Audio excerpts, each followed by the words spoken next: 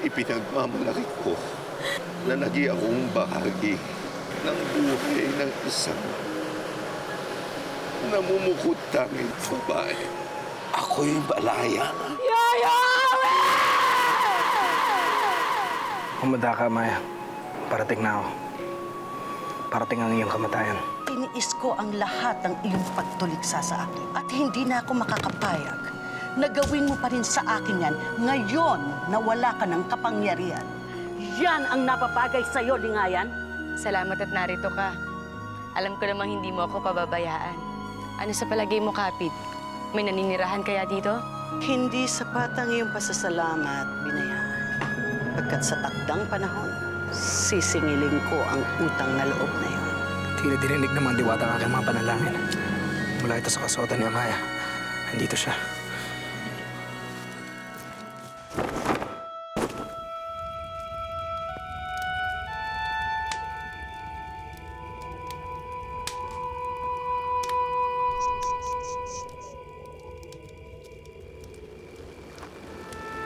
Paano na ako ngayon, Kapit?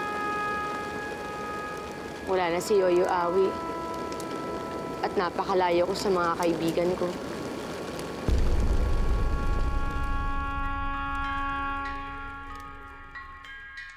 Nagsagawa kayo ng pag-aanito upang tulungan si Bagani?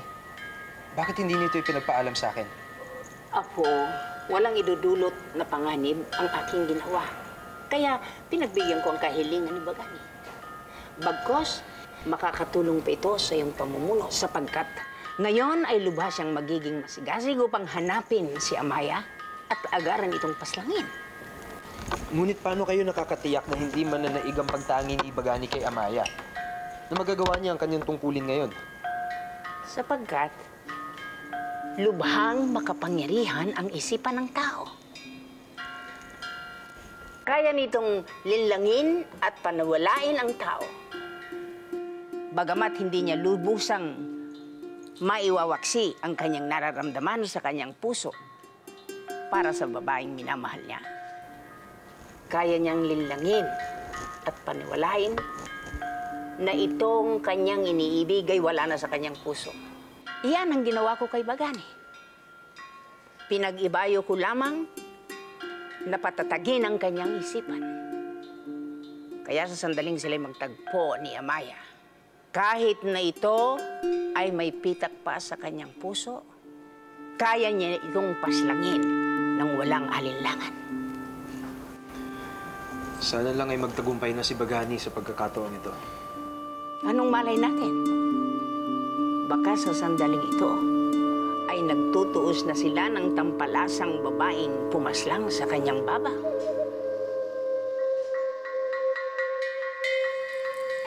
Nabubuhay ka lamang, Baba. Alam kong hindi mo pa hihintulutan na maranasan ko ang lahat ng ito.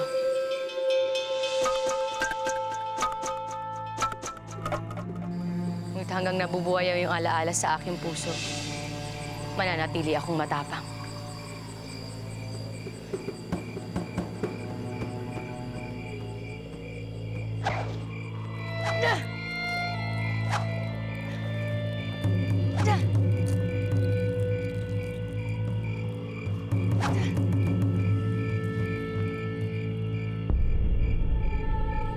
Bagani? Paumanhin, Uray Huluay, kung ako'y nagalinlangan sa inyo. Ngayon, malinaw na sa akin na batid yung ang inyong ginagawa. Wala kang dapat ipahingin ng paumanhin. Hindi mo kailangang magsisi. Mata ko'y may kaunting hinampo. Apo, dapat manatiling si Bagani ay ating kaway. Huwag niyo na sa pag-aksaya ng panahon, Uray Huluay. Pagkat nagbilin ako na bantayan siyang maghigpit, pati ang kanyang mga mag-anak. Isang pagkakamali lang ay agad silang mapaparusahan. Magaling. Ano't naparito ka? Ganyan na lang ba ang iyong pagbati sa iyong mga panauhin na Maya? Hindi ka ba nagagalak na ako'y makita muli? Ano bang pakay mo sa akin? Isa lang namang ang dahilan kung bakit kita susundan na Maya. Ayun ay pagbayarin ka sa iyong mga kasalanan. Minsan na ako nabigo noon. Ngunit hindi na mauulit yun. Tiniti ako sa'yo, Amaya, na sa pagkakataong ito, mapapaslang na kita.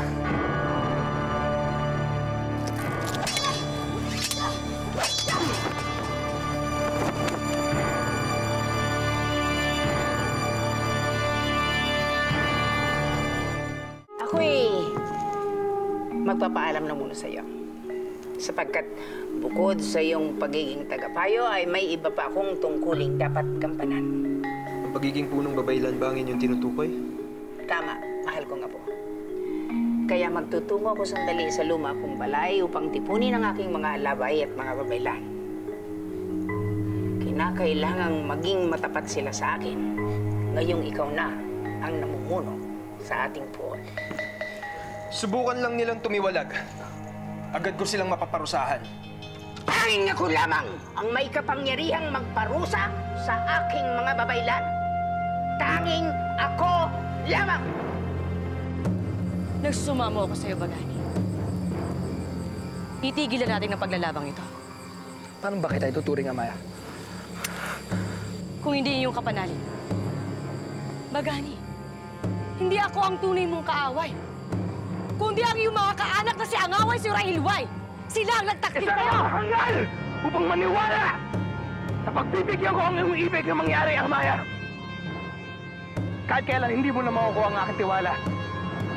Isa lamang ang kaaway sa aking mga mata at ikaw yun.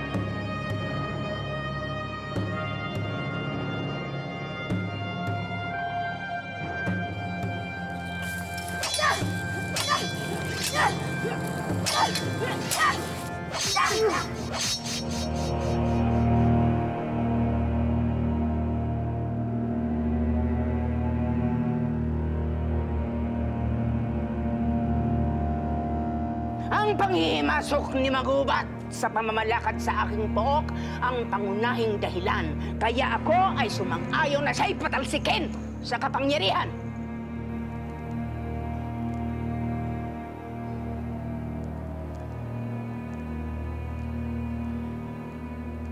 Aking apo, pamahalaan mo ng mabuti ang ating puot.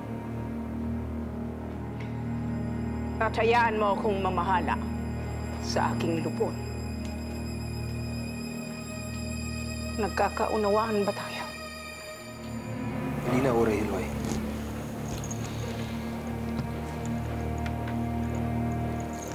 Ngaway, aking apo. Kinakailangan sa lahat ng sandali ay nagkakaunawaan tayo.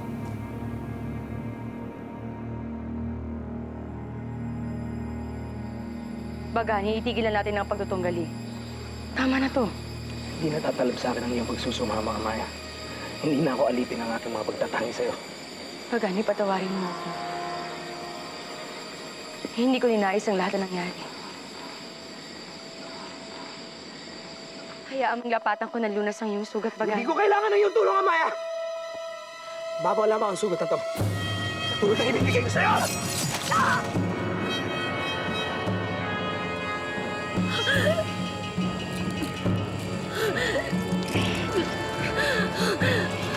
Bagani! Bagani, paano mo nagawa sa akin to?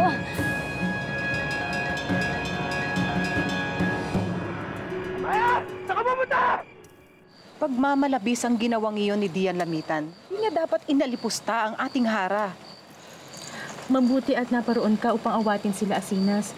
Baka kung saan nauwi ang kanilang pag-aaway. Sa pahayag ni Silay, si Hara Lingayan ang nag-umpisa ng gulo. Hindi totoo yan, Himema. Naroroon ako. Nananahimik na silang mag-ina. Ngunit pilit pa rin silang tinutudyo ni Dian Lamitan. Malakas ang loob ni Dian Lamitan na gawin ito sa kanila sapagkat siya'y malapit sa bagong raha at sa ating punong babaylan. Magandang gabi sa inyong lahat. Ipagpaumanhin ang aking paggambala sa inyong pag-uusap. Subalit, naparito ako sapagkat mayroon akong bagay na ibig talakayin sa inyo. Tungkol saan ito, punong babaylan? Nais kong ipabatid sa inyo na ako'y nagbalik upang pamunuang muli ang ating lupon sa bagong pamunuan sa ating puot. At Asinas, inaasahan ko na ikaw ay magiging aking katuwang sa pamamalakad katulad ng dati. Ipagpaumanhin ninyo. Ngunit hindi ko magagampanan ang nais ninyong ipagawa sa akin. Sapagkat ibig ko ng lisanin ang lupon ng mga babaylan.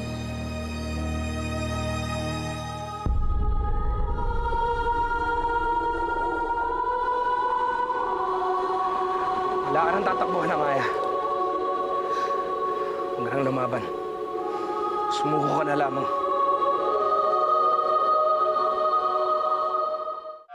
Pinangarap mo ang maging punong babaylan. Ano ang masidhing dahilan na nag-udyok sa'yo upang magbitiw? Sapagkat hindi ko maatim na kailangan niyo pang gamitin ang inyong kapangyarihan upang pasimunuan ang himagsikan dito sa ating pod! Uray Hilway, wala nang lubos ang paggalang ko sa inyo. At hindi ko maaatim na kayo aking pampaglilingkuran. Si Manggubat ang nagtulak sa akin upang pamunuan ang paghihimagsik laban sa kanya. Pinahintulutan niya at nakinig siya sa sulsol ng dayong silamitan at pinanghimasukan ang pamamalakad sa ating pood.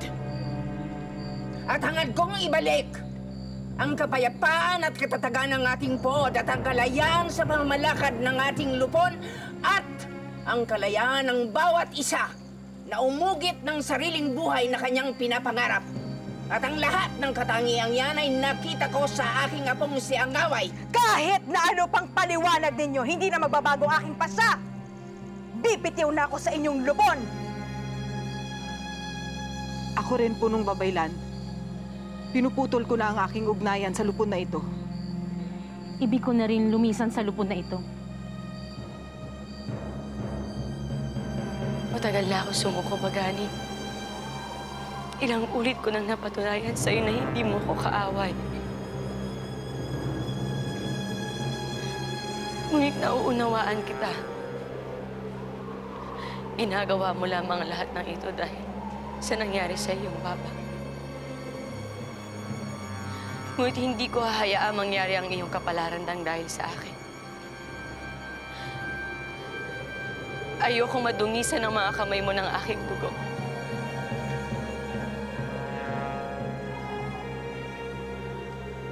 Amaya.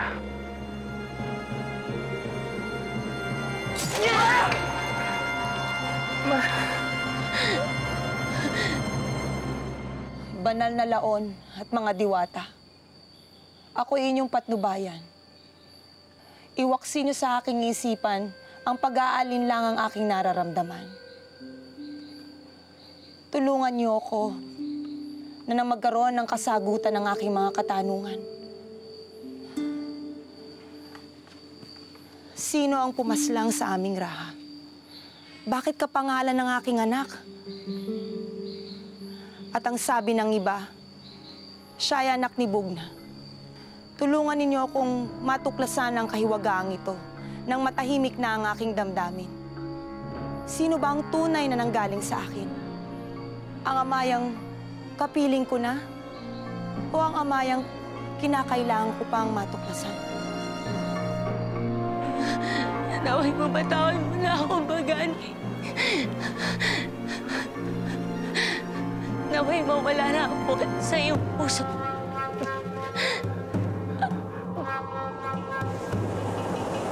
Amaya.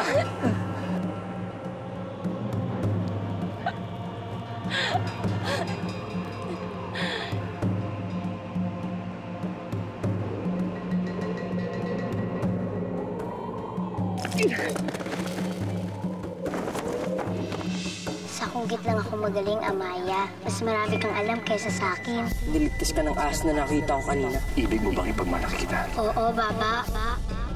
Ikaw nga ang sinasabing babae sa tagna. Hindi ko babanggitin kahit kaninong panglinis. Isa ka ng dimawa. Hindi ka na isang bae, kundi isa ng uripon na katulad ng iyong ina. Yan ang nararapat sa'yo. Hangal na uripon! Hindi pa ito ang katapusan sa aking hagnipong ko na. Naganap na ang tagna! Iloy, Iloy, Iloy.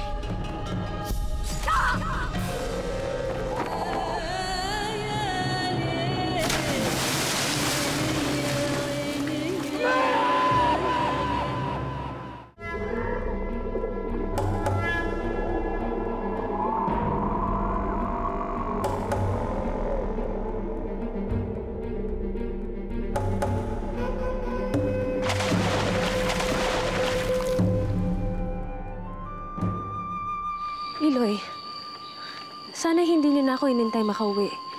Malalim na ang gabi. Kaya't sana'y nauna na kayo magpahinga. Alam mo namang hindi ko maatim na matulog nang alam kong nasa labas ka pa ng balay. Maupo ka muna. Maghahain muna ako nang may malamnan naman ang iyong tiyan. Naghang salamat, Iloy.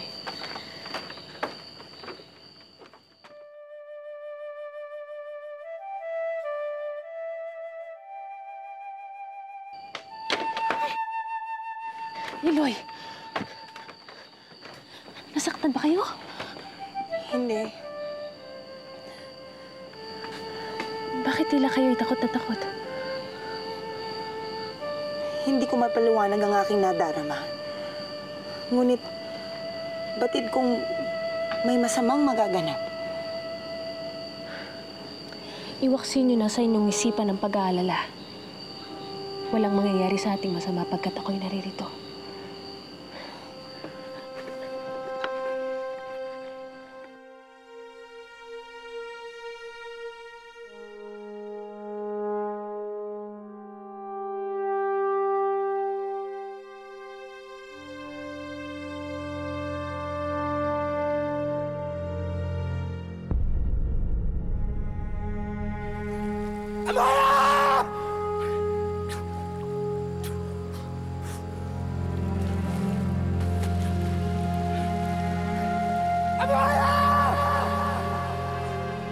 Ito ba ang isusuklinin niyo sa akin pagkatapos ng walang humpay kong pagsusumikap upang hubogin, pandayan at tilangin ang inyong mga katangian? Mga walang utang na loob! At anong inaakala niyo, Oray Hilway, ha? Na madali para sa amin na magbitiw bilang isang babaylan? Mahal namin ang aming katungkulan! Kaya lang ang pood na ito ay hindi nakatulad noon. Sapagkat nabahira na ang pamumuno nito! Itigil mo ang iyong matabil na dila! Malaya kayong magsipagbitiw, hindi ko kayo pipigilan. Ngunit baka iisipin ninyo ang inyong gagawin sapagkat maaaring sa bandang huli ay magsisi kayo.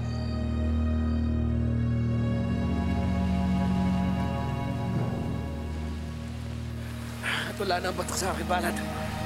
Anong ibig pa iwatig nito? Nasa iyong mga kamay ang lungan ni Malandok na siyang kikilos at tutulong upang mapaslang mo ang sukab na si Amaya ng buong katatagan at walang pag-aalinlang.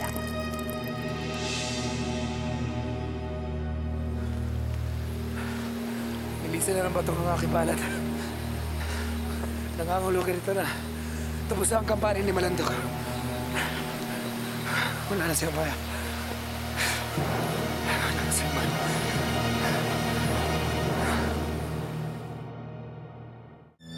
Ang pagiging babaylan ay panghabang buhay na gampanin.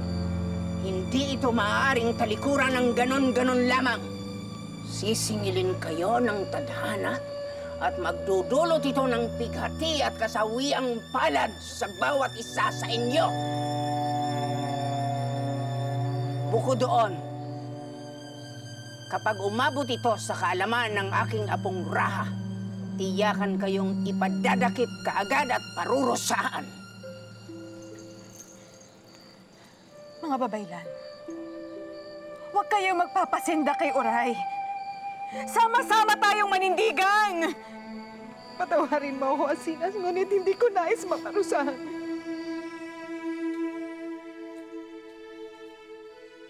Binabawi na namin ang aming pasya, Oray Hilway. Hindi na namin tatalikuran ng lupon ng mga babaylan. Mananatili kaming tapat sa iyong pamumuno. Mema! Bituan abiyang!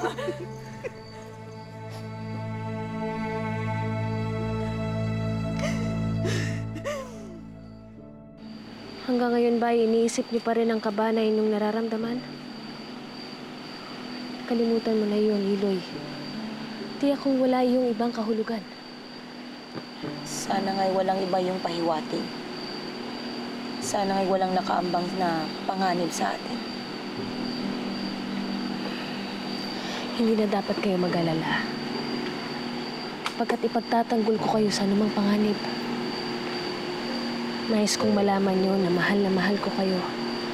At handa akong ibuwis ang aking buhay, matiyak lamang ang inyong kaligtasan. Bakit, Iloy? Hindi ba kayo naniniwalang gagawin ko yun alang-alang sa inyo? Gusto ko lamang ipabatid sa'yo na mahal din kita. Daghang salamat, Iloy. Tulog na tayo. Tayo na.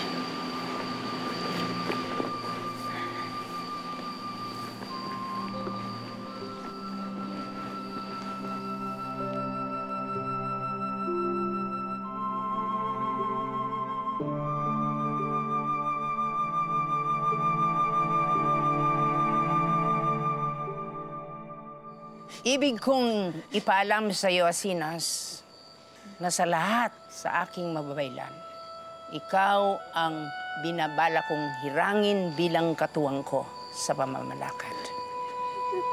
Ikaw ay lubos kong pinagkakatiwalaan. At nanghihinayang ako kung ika'y mawawala sa akin. Talos kong natatanto mo na isang bulong ko lang sa aking apong Raha ay maaari kang gawing uripon o ipiit at mabulok doon sa bilangguan. Katulad ng ginawa ninyo sa mag-anak ng dating Raha bago nyo sila napilit na umanib sa inyo, ganun ba? Wasto. Wasto ang mga ibinigay mong halimbawa. Bakit hindi mo pamarisan ang ginawa ng mag-inang Lingayan at Bagani? Iwaksi mo sa iyong isipan at puso ang pagsasalungat sa akin. Maaari kitang patawarin at muling tanggapin. At paano kung sabihin ko sa inyo hindi na magbabago ang aking pasya? Huwag kang magpadalos-dalos sa pasya, Asinas. Maaring sa dakong huli ay magsisi ka. Kaya bibigyan kita ng panahon upang mapagnilayan ang iyong gagawin. Lubos akong umaasa na maliliwanagan ang iyong isip sa lalong madaling panahon.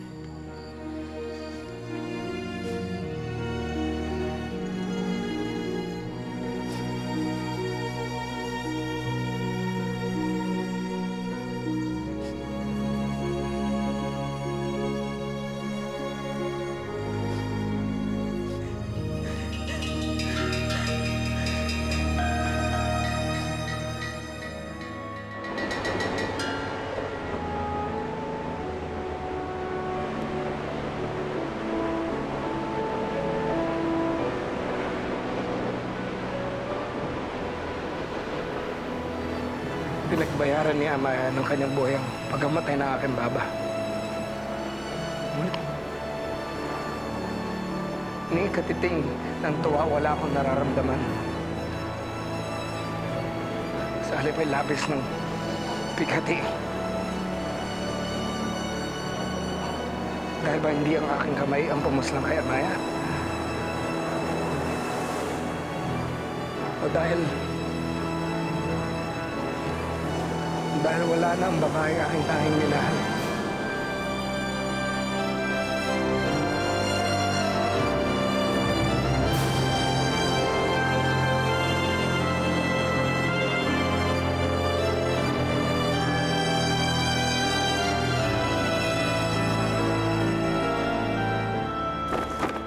Ako'y nakapagpasya na.